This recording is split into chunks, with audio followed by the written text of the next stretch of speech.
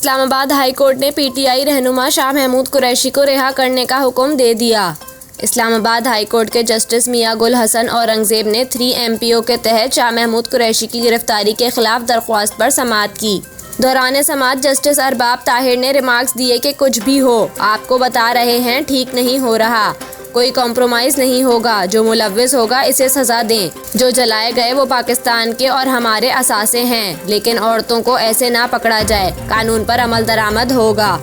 इस पर IG इस्लामाबाद ने कहा कि हमने देखा है कि घरेलू खवातीन ने अपने शौहर भी कत्ल किए हैं। घरेलू खवातीन कुछ और सरगर्मियों में मुलव्विस हो सकती हैं। अदालत ने कहा कि एक चीज़ याद रखें, हमारी अदालत से रिहाई के बाद किसी को गिरफ्तार किया तो बहुत मसला होगा। हमारी अदालत के हुक्म की खिलाफ वर्जी हुई तो सख्त नताइज होंगे।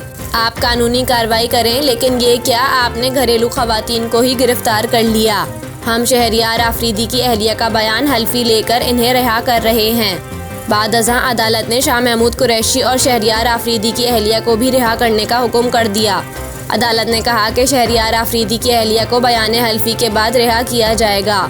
वाज़ेह रहे कि पीटीआई रहनुमा शाह महमूद कुरैशी को इमरान खान की गिरफ्तारी के बाद 3 MPO के तहत गिरफ्तार किया गया था।